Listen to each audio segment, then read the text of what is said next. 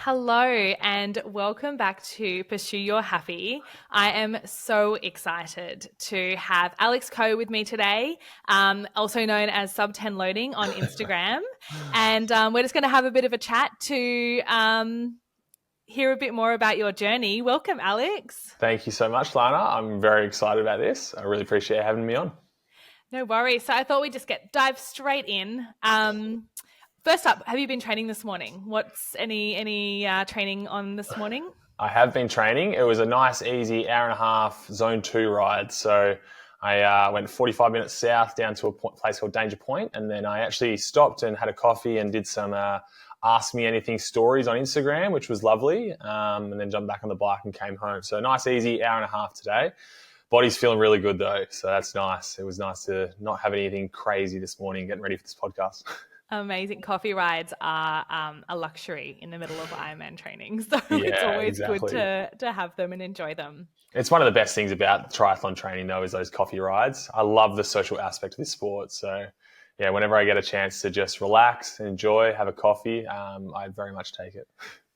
Awesome. So what originally drew you into doing Ironman and endurance sport? It's not something that someone wakes up in the morning and thinks they'll just give it a crack. Maybe, I don't know, maybe they do. But, what drew you into endurance sport and this particular goal? And how has that relationship changed over time? Okay. It's a funny one. I have, for maybe the last 4 or 5 years, been really interested in the idea of what suffering plays on your life, the role of suffering in your life.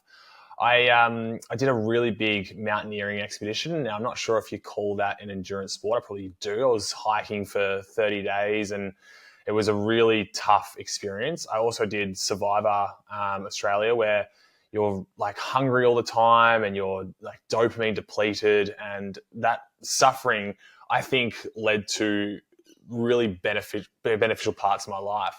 When I came off Survivor and finished that mountaineering expedition, I enjoyed the mountaineering, but what didn't really grab me, and I didn't want to dive straight back into it. When I came off Survivor, I was becoming friends kind of with David Zaharakis, so an ex-footy player who had done Survivor as well. And then he was really in the triathlon space at the time. He was still in a learning phase himself, but he had done his second ever Ironman at Port Macquarie. This was about maybe a month or two after I'd sort of met him and stuff like that. And he went to Sub10. He did 9:47 at Port Mac, and I saw the photos and the videos and his celebration, and I was just like, holy shit, look at this. This is unbelievable. I was like, what better way to see how the body can handle that type of suffering than to set the exact same challenge. So I didn't set the Sub10 challenge immediately, but it was in the back of my head. And then I remember I had a day where I went to the gym and I was like, you know what? Like, I had a pool at the gym as well. I was like, I'm just going to try and do 10% of an Ironman, see how long it takes me, see how long I feel. And I jumped in the pool, did a 400-meter swim, jumped on the bike machine and did 18 Ks, and then did a 4.2K run afterwards. It took me about, I think, an hour and 5 minutes or something. And I was just like, this is a lot. This is a big workout for me. Like, I was going up pretty hard at each leg. I was like, this is pretty tough. How the hell do you do this 10 times back to back to back? I was like, that's amazing. It was really, I guess, captivating. And then from that moment, I was like, all right, what's the first step that I could do to chase this dream? And then I booked a half Ironman in England. I was living in England at the time. And just literally, it was my first ever triathlon. I rocked up. I didn't have a wetsuit. It was freezing cold. That was silly. And then I didn't have any cleats. I just was pushing. I rented a bike from, I can't remember, somewhere in England. Rented a little carbon road bike. Didn't have any clip-in pedals, no cleats. Just rocked up to the race and was like, I'm just going to give this half Ironman a go. I was thinking to myself, this is how much of a novice I was. I was like, I'm going to save so much time in transition two, because I'm already going to be my runners. Like, I'm just going to already be in my running shoes ready to go. But little did I know that the clip-in shoes were so much more beneficial. I remember the day I first put them on and I was riding my bike here and back in Perth, and I was just like, what? What have I been missing out on? Holy shit. yeah, so did the first half Ironman. I wanted to do that in under 5 hours because obviously I had in the back of my mind that I wanted to do 10, and this was the first one. I think I did it in 5:25, which I thought was pretty good considering no cleats, first triathlon, No and I blew up on the run. in England. Yeah, in England, exactly. Bolton was a very hilly course as well, which I didn't look at the elevation map at all. I just said, oh, yeah, it's a bike course. I'll just rock up and ride it.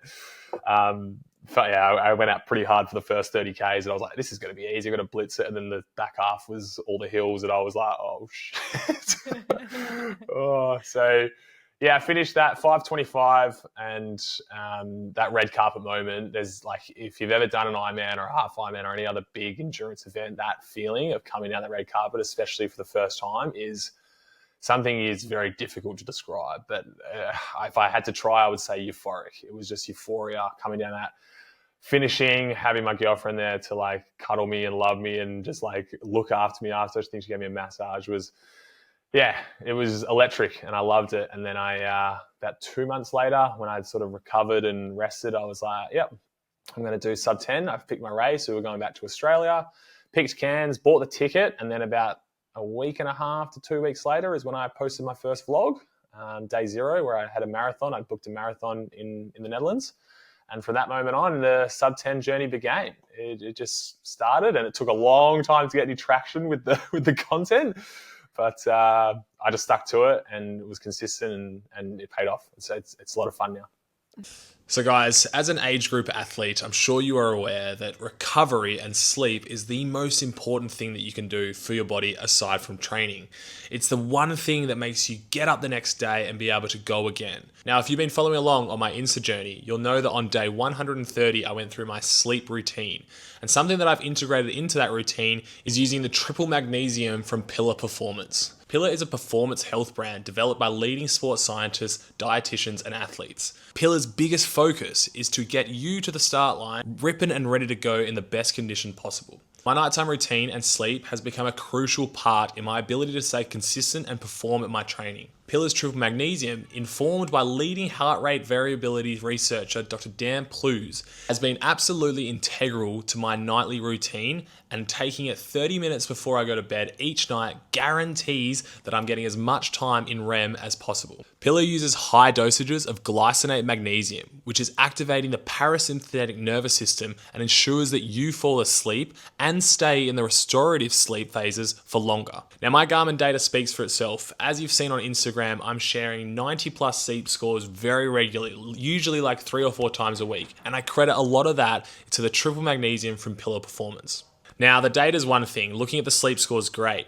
But the biggest metric that I go off is how I feel in the morning. I wake up feeling refreshed, restored, and ready to tackle the training that day. So if you're wanting to give the triple magnesium a go or any other products from Pillar Performance, then head over to pillarperformance.shop, or for the North American viewers out there, head to thefeed.com and you can use the code ALEX to save 15% off your next purchase.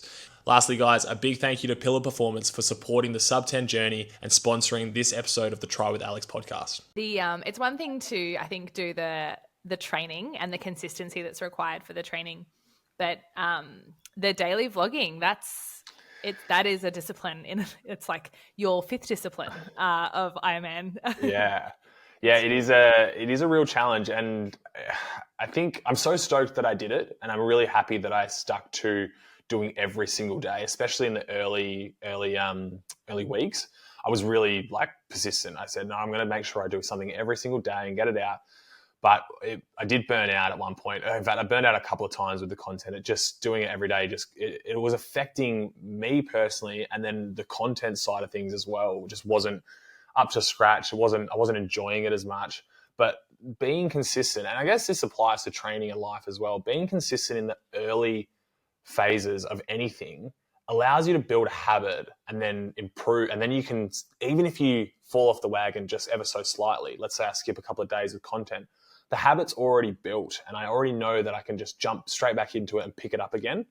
Whereas without that persistent, I'm going to do this every day for 3, 4, 5, 6 weeks in a row, I wouldn't build the habit, and then I would sort of fall out, and then I wouldn't pick it back up as easily again. So when starting anything, I mean, I'm getting a bit cliche, philosophical here, but I guess when starting anything, it's really important, I think, to just grit your teeth and do it really hard for an X amount of weeks, 3, 4, 5 weeks, until you go, oh, I know how to do this consistently. If I was ever to advise anyone to quit alcohol, go cold turkey for 2 months and see what happens. And then if you slip up and you have a couple of beers, well, that doesn't matter. Just, you've built the habit of not drinking. So it's a lot easier to do than if you haven't built that habit, I guess.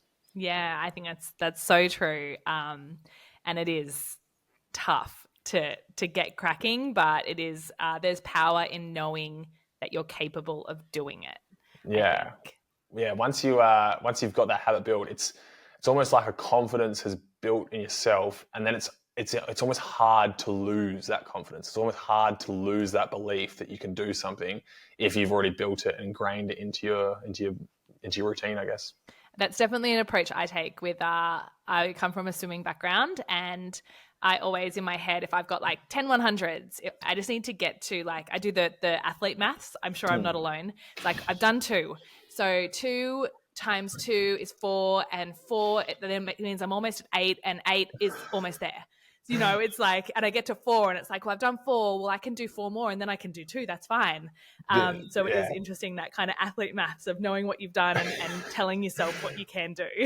Yeah. I'm so glad to hear that I'm not the only person that does that. I'm sure it happens a lot more, but I don't really speak about this with anyone. But yeah, my 10K swim that I did, I would have done math for 3.5 hours straight, literally just constantly. It was, all right, I've done 2 laps. I've got 198 laps to go. That's 9.8 kilometers. And then it just constantly working out the math in different forms. How many laps is it? How many sets of 1Ks is it? How many sets of 2Ks is it? Right now, how many laps is it again? Like, it's just constantly doing it again. It's all you can do when you're swimming. There's literally nothing else. Yeah. I can't believe I was so terrible at maths at school, because I was spending all my time swimming, and I'm glad I'm not alone there. So you touched on starting the Instagram and the daily vlogging of the Sub10 loading. So what does breaking 10 hours in this Ironman mean to you, and why specifically this mission? I know you talked a little bit about Dave, but is it something more around testing what you can really do? And I'm still very much in I would call it my night phase of trying to conquer the world and see what the body can do and challenge myself. So there is absolutely an element of figuring out and growing the belief in myself that I can do lots of different things and struggle through hard times and come out the other end of it. There's definitely that side of things. When I first started the challenge, I wanted to also try and promote health and fitness as a way to improve your positive emotions. That was something that I wrote down before starting the vlogs of what I wanted to share with the world. I think it's evolved from that, if I'm honest. I think it's not just become about, getting outside and being active, but I actually think now something that's really important to me is sharing something with people that is really hard and then the benefits that you get from that. So it's not necessarily about just keeping active and fit and healthy. While that is definitely a really key message that I'm sharing, I think it's important. Something that actually fuels me a little bit more, I'm even just getting tingles thinking about now, is showing people that when you choose something that's so far out of your comfort zone and you have no idea how you're going to get there, and then you set in your mind that you're going to do it, your mind and your reality will figure out little stepping stones to get you there. And then the belief and the growth that you get along that journey to get there is something it's amazing. I'm like, holy crap, I can do this now. And then you start to think, what else can I do? And then it's like a ripple effect that just creates this super confident being. And that's, for me, the message I'm trying to get out to everyone else that is watching me on social media. It's super nice getting messages from people being like, you've inspired me to do my first 70.3, or I ran my first half marathon from you. I love seeing the struggles that you go through. I love the raw and real content of it all. So all of those are little bonuses along the way. But yeah, I guess that's the main motivator for me is, how can I encourage someone else to get so far out of their comfort zone that everything else in their life gets easier? That's what I'm trying to achieve. I love that. Is there something that you would maybe tell that day zero Alex? Oh, Sorry, on the That's a spot. good question. It's so cliche, but like when you have doubts, when you have those days, and they will inevitably come. They're like, no matter what you're doing, there's going to be days where you wake up and you're like, fuck, maybe I'm not it. Maybe I can't do this. When those voices arise in your head, just take a look back of where you've come, because there has been many days, and I mean, I'm going to talk about like day 20 here, where I was riding an aluminium bike in the Netherlands, doing like an hour 40, thinking, how the hell am I going to ride? And I was like averaging 28 Ks an hour, pushing as hard as I could. How the hell am I going to ride 5+ hours at a speed of 34 Ks an hour? Those days, there were a lot of doubts. I was thinking, far out, I've gone too far out of my comfort zone here. I'm not going to make it. But you just have to believe. You just have to kind of, stick with the process and trust that it will work out. And then, funnily enough, the moment I got onto GG, my carbon TT here in Perth, I was like, this is possible again. It's the universe is aligned, and now it's a reality. It's happening. It's okay. So I guess the advice that I would give to day zero, Alex, is just believe. Just continue to believe. Don't let the doubts creep in. It's a bit cliche, and it's also hard to say that. Somebody listening might hear that and go, "Oh, but I don't believe." How do you try and build it up? It's just little steps. Yeah. Would you say that you're a more of a like an optimist, like a positive person? Definitely. Yeah. Yeah, Yeah. I really am. I used to be, when I was younger, well, not necessarily younger, but I was sort of like 20 years old growing up. I used to party and drink, and that, Alex, was not as optimistic as this one. It was a little bit, I used to victimize myself a little bit and get myself down to the dumps. But when I started to turn that around and focus on my health and well-being and personal growth, the optimism and the confidence that came along with that was just liberating. I sort of felt like Superman at the time. I just constantly feel like Superman. I feel like I can do anything, and it's that's the skill, I think, that if you can learn to believe in yourself, it is a superpower. It really is. So that kind of segues beautifully. So obviously this podcast is called Pursue Your Happy, and that is based on one of our brand values here at Live and Breathe Active. So what does pursuing your happy look like for you right now? And not just in sport, but also in life. And I suppose having that balance, that elusive balance. Pursue my happy. I will talk about sport first. And that is, it's definitely like challenge and conquering. I love that feeling. What gives me the most positive emotions, my happiness, is when I have a target in mind and I can get after it and I can prove everyone wrong. It just makes me feel so good. And it's probably selfish. It really is selfish because it's very much me. But it is, it's such a good feeling getting out the other end of the challenge and being like, I fucking did that. I did that. That is the biggest motivator for me. In terms of life, it is doing what I want to do. There's so many stereotypes and restrictions in the world that, not necessarily restrictions in the right word, but expectations on doing things a certain way. And I'm very much sort of trying to live outside that norm. My partner's from the Netherlands, which has been really good for our relationship. We sort of hop back and forth between Europe and Australia. And a lot of people would be like, how do you do that? It's, is that not like time consuming, taxing on the body? And it is, but I love it. Like, I love experiencing the world, and I'm blessed to be able to work online with the content that I'm doing now. It makes it a lot easier. When I was teaching back in Perth and London, where I was locked into being in a school for 5 days a week, 8 hours a day, it just didn't fulfill me. And the lack of freedom to be able to pick up a duffel bag, put everything in it, and then hop around the globe, that for me, the freedom to be able to do that is it's the best lifestyle decision I've ever made to do. Yeah. And it's interesting, I think, that you did come from a teaching background, because something that I have noticed is that I think intentionally or otherwise, a big part of your I suppose, daily vlogging, you're teaching people, Yeah. you're down to the like how to look after your bike, and you were learning too. And I think that was great. It's like, I'm no expert, but I've just learned this and you might want to learn this. And Yeah. I think those things are really valuable. It's interesting that has kind of happened, I suppose. Yeah, it's funny. When I first started doing the content, I was just sharing the training side of things and what I was doing to get to Sub10. But then I did a couple of videos where, like you say, these educational ones where I would share tips and tricks of things that I've learned. And like you say, the natural teacher in me, I did 4 years at university to learn those skills, come out. And those are the reels, funnily enough, that popped off and got the most exposure. So I should definitely lean into that and do a few more. But I've got my own ideas about the education system. I think it's really poorly designed, especially in today's day and age. So I was really glad to get out of that. But I love educating people. I love the idea of potentially mentoring people down the line.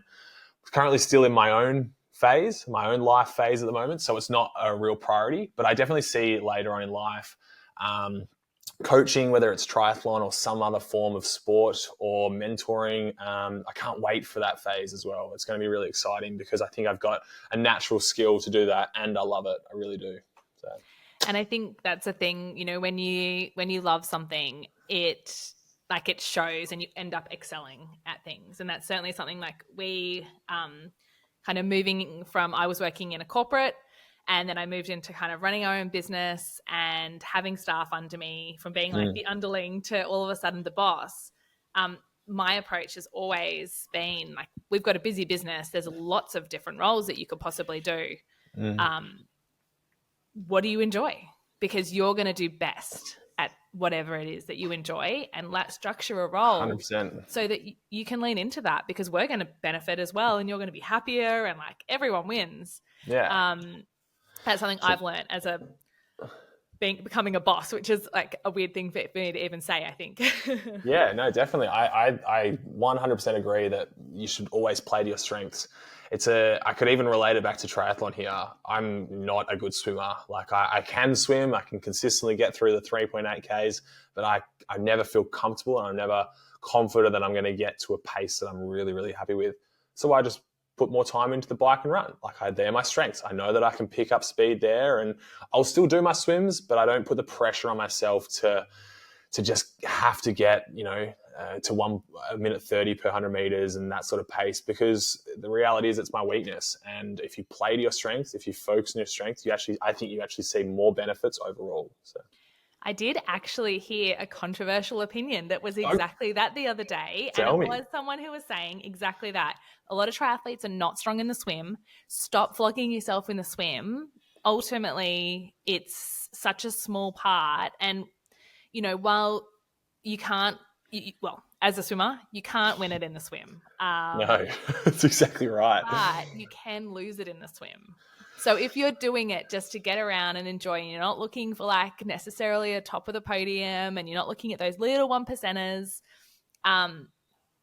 work on what you enjoy and enjoy the training and do it better. And I kind of heard that. And as a swimmer I always feel super confident swimming with triathletes because, a decade of 9 sessions a week of swimming only. God, I can't think of anything worse. It just, the muscle memory kicks in. It doesn't matter how unfit I am. Yeah, exactly. So it's just interesting. It was an interesting opinion and plays right into your thoughts as well. Yeah, exactly.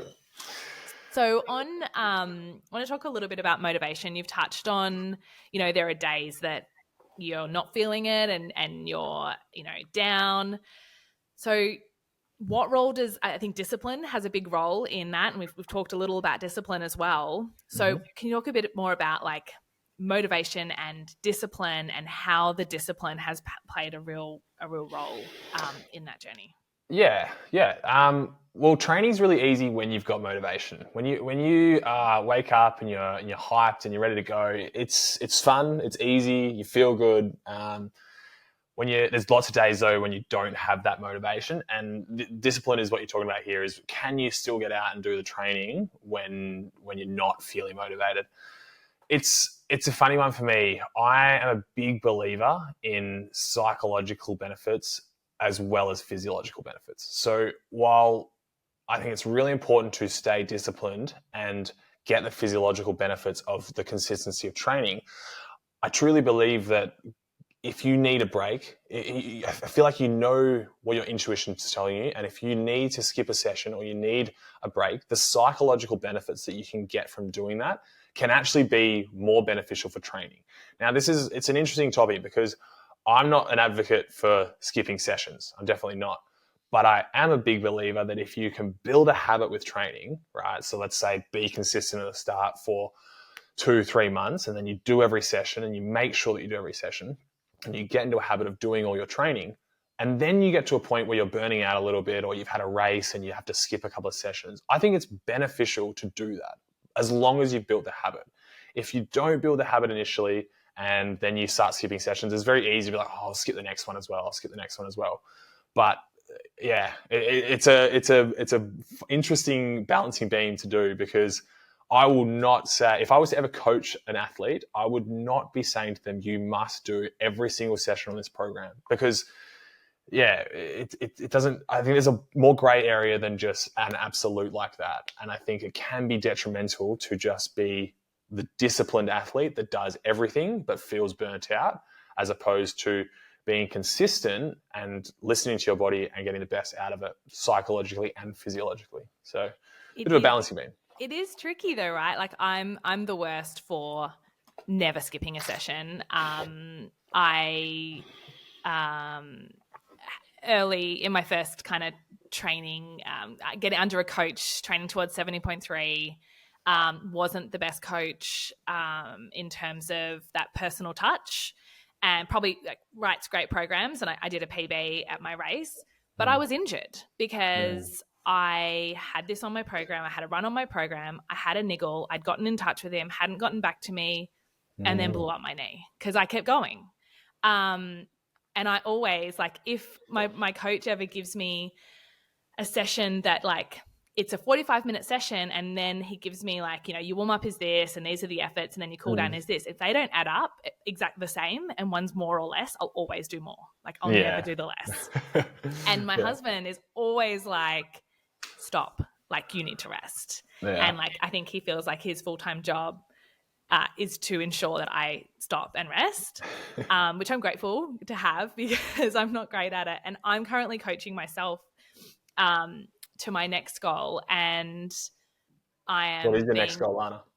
Sydney's Backyard Ultra. Oh, exciting. I was following along with that this year. I was like, holy shit, this is epic. I'm terrified. Yeah, that's awesome. Have you got a target in mind of how many yards? I do. So I think I can do 24 hours. Fuck yeah. But I don't think I can do 24 hours in September. I think I can do 24 hours in April next year. Yeah, okay. So I'm giving myself like 12 hours for September. Yeah. And if I go further than that, I'll be so stoked. But ultimately, I'm only got 20 weeks of training. And, you know, 80K, which is 12 hours, would be a distance PB for me. So like, that would be amazing. That's awesome. 160K is like at a whole other level. Plus, you know, you pile on the sleep deprivation and, you know, all of those other things. I also don't have many people around in September this year. So from a support crew perspective, I'm not going to have my mom and my sister and my stepmom. And, like, there's lots of people around that even just helping with my daughter, you know, would be really helpful. So 12 hours. But I mean, I say 12 hours. I think I can do more, but I'm going to be like high-fiving myself if I hit 12 hours. I'm going to quickly mention something that I've been working on for only about 3 or 4 weeks. I'm wanting to do a charity event next year. Like, I haven't got a date or anything yet or month, but essentially it's going to be a 5-day relay, 2 teams of 2 athletes. Cool. And it's bike and run. So you're transitioning and stuff like that. So you're dropping the swim, I see. No swim. Too hard to organise. But a bike and run for 5 days straight, and one person is moving on the team at all times. So it's like a relay. So you will get some rest, but not like crazy amounts. And it's just going to be whichever team can get the furthest distance with the bike and run, but you must run at least half of the bike. So you can't just go out and do all your kilometers on the bike. Okay. And I think it's going to be like so much fun and a really good opportunity to raise some money. So if Live and Breathe is still around, then maybe we can get them on board as a little sponsor or something. Totally. Yeah. Look, we're all about this, like doing things like, one of our values, fuck average, be extraordinary, right? It is about, like that value is literally about those, exactly what we've been talking about this whole interview. It's like, here is this huge goal that I'm a bit terrified of, but I'm going to put it out there and I'm going to work my butt off towards it. And people are going to tell me you can't do it and you're not going to do it and you're not going to make it. And then you're going to prove them wrong. And 100%. That is exactly what that value is about. It's about getting a little uncomfortable and, I don't know, proving people wrong, I suppose. Like I've always loved when people say, I'm like you. Yeah. I love when people say you can't do that. Can't do that. Just go and prove them wrong. Watch me. Watch me, exactly. Hold my beer. Yeah. Anyway, a bit of a sidetrack, but all the same. So, in your goal to, I suppose, what's been your most memorable session? You've done a lot of sessions. What day are you up to? 210 now, I think, something like that. So, I mean, it could be in that 210 days, or it could be, in previous. Most memorable session or race. Or race. Maybe they're two different things. Yeah, we'll go through both, I guess. Probably the most memorable race is still Bolton, my first triathlon. Just being complete novice and rocking up and just having no idea and then just figuring it out and then finishing that was just euphoric. So that's probably the most memorable race. I did really enjoy your first time. Sorry? You never forget your first time? Exactly. Like Exactly right. I did really enjoy Bolton though, and I performed a lot better at Bolton, so that gave me a lot of confidence, but the swim was cancelled and it didn't really feel like a proper triathlon, so that was a little bit of a shame. In terms of training sessions, there's a few that stand out. There was a long run that I did in Perth on a 30-degree day that rattled me.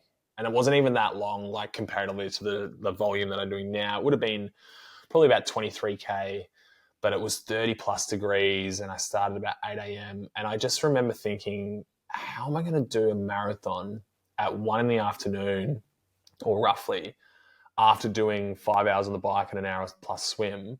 I just remember being like, I'm not going to do it. And I'm not going to be able to do this. And that was probably one of the biggest doubting moments that I had, because I was just fried. You know, when you hit that bonk, you just haven't had enough nutrition, the sweats come out of you, you haven't enough sodium, whatever. And it just hit me like a ton of bricks. And then for the next couple of days after, when I was recovering, all the doubts started creeping in mind. And so that's probably a memorable moment, probably not in the best light.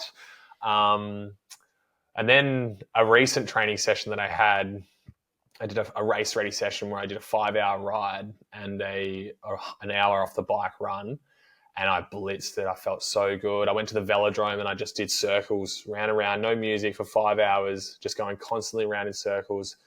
Averaged a pace of like 34 kilometers an hour. And obviously that's a pretty good stint without being race day. You always pick up a bit of extra energy on race day, and then you have your carbon wheels and your helmet and everything. So I was thinking like 34 Ks an hour, and then I blitzed the run, came off and did 12, 13K at a nice pace. And I remember thinking then, I was like, I needed this. I really needed this confidence boost. And this is going back to like the psychological benefits that we talk about. I would have got a heap of physiological benefits from that training session.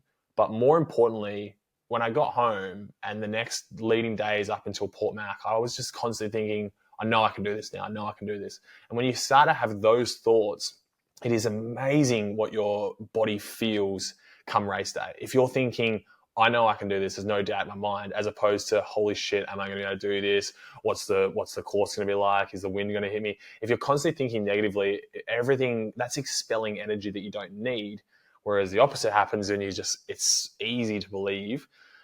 You sort of save all that energy, and then the race becomes even easier again. So yeah, that race ready session was just a super big confidence boost for me. That one definitely stands out.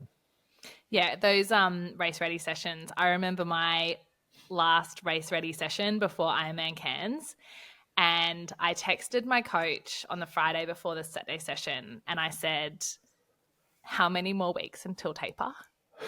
And that wasn't a standard message from me. You know, that was not the kind of things I asked. And he called me right away. And he's like, are you okay? And I bawled my eyes out for sobbed for like half an hour. I'm just so tired, you know? Yeah. And he's like, you know what? Don't do tomorrow's session. Yeah. You're not in a good space to do it. We can do it again. Maybe try on Sunday. Like, give yourself a rest. Yeah. That's wise, I think. Definitely. Well, I did it. And he was surprised when I did it. But I woke up the next day and I felt better. And I knew I had the permission to not do it. And I didn't text him and say, I'm doing it. I just went out and I did it. And How did you feel after that session? Sorry? How did you feel after that session? Amazing. Oh, okay. Amazing. Well, that's good. You listen to your body and you feel good. Yeah. That's it. And like my husband was like, I don't think you should do it, you know. But when I woke up and I felt good, I gave myself a sleep in. I'd planned to do it super early, but it was the same 5-hour ride, hour run off the bike. Yeah. And I did it. And I was, I don't know, we've kind of talked about it a bit, but I had that moment sitting in the back of the car at the end of that where I just sat for a moment. Actually, I'd gone to Macca's and gotten myself some chips. Love that. And a Coke, I think. And none of this Coke Zero stuff as well, the good stuff. So good. On race day, it gives you the zoomies. It's good. Definitely. But anyway, I sat there and I just had a moment to reflect. And I was so proud of myself for what I did. And I think having those moments where you sit and reflect, like, what did I actually just do? I just rode 160K and then I ran and I'm feeling, you know, stuffed. But yeah. Like, I can do this. Yeah. And that confidence it gives you. But it's that, you know, go back to that balance of when you decide to go and when you decide to rest, it's a really, really fine line. Yeah. And almost having that permission helps. And I suppose that comes down to the stuff you've been talking about with consistency. You've got that consistency. You've given yourself permission. You know you're capable of getting back on the wagon and you're making a good call as to whether or not you're ready for that day. Yeah. Yeah, definitely. I had something in mind I wanted to say then and I've completely slipped it. That's right. I'm sure it'll come back to you. Yeah. Jump in if you need to. It happens every now and again. Even when I'm doing my podcast, I'm just like, damn it, it's gone. So in all of that, have there been moments, racing or training, where you thought that you want to give up? Like you're done? Yeah, never give up. That voice hasn't come into my mind. Definitely, can I do this though? I've heard that one quite a few times and not necessarily like, can I do it? But I don't think I can do this. But never, I'm not going to try. I've never had this idea that I'm going to give up and not be able to get there. I'm just not really built like that. I mean, even on this expedition that I did in Nepal, this mountain was nearly 7,000 meters high and quite a technical mountain. I had no training whatsoever. My 4 mates had all turned around and said they're not going to make it. They're just going to head back to base camp. And I was like, nah, fuck that. I've been hiking for 28 days. I'm going to get to the top of this mountain. It spent another 8-9 hours in blistering cold weather, in pitch black, climbing this bloody mountain. I think I got it from my mum, a bit of stubbornness. I don't like not attempting. I can always deal with failure. I can actually deal with like not achieving the goal. But I couldn't live with myself without trying. And then more often than not, when I try and I put everything into it, I tend to get the job done. So I'm hoping the same happens with Sub10. So on that, so you hit your Sub10 goal, you come in at Ironman Cairns and you're at 9, let's say 45. And that'd be nice. Yeah, we'll be there. What next? Like, is that finish line the finish line? That's a really good question. And the answer is no. The short answer is no. I've obviously qualified for the World Championships in Marbella, so I'll be heading over to Europe, spend some time in the Netherlands with my partner's family, and then I'll do that race. And then from there, I would like to do a race in my hometown of Perth and do the full at Busselton, which is about a month and a half later. That will probably be a chance to qualify for Kona, and that would be a bit of a dream. Like, that's the sort of pinnacle of triathlon that I would love to get to.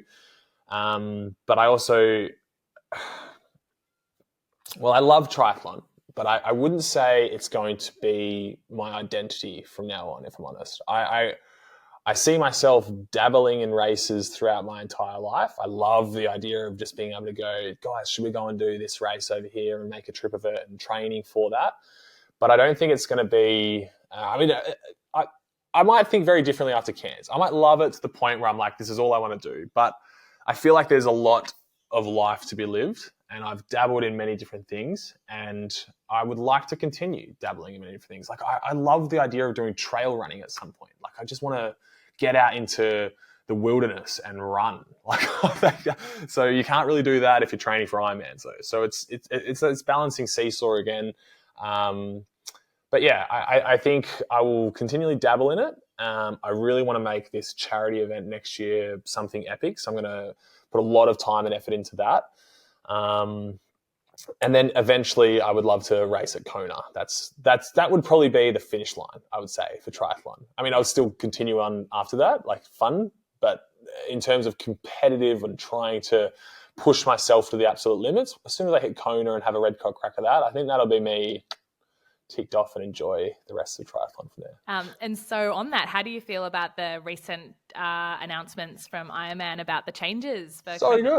So good. I think it's amazing. I mean, like, I love the idea of, racing in different spots, like Nice as well. So super beautiful. And if you want to do it anywhere else, but I think having everyone together is so much better. I really do. I think having it, you can do on the Saturday and Sunday and doing the women and the men's, or the men's and the women's, doesn't matter. But having everyone together, like, yeah, it's awesome. I'm really excited for that. I can't wait to watch it.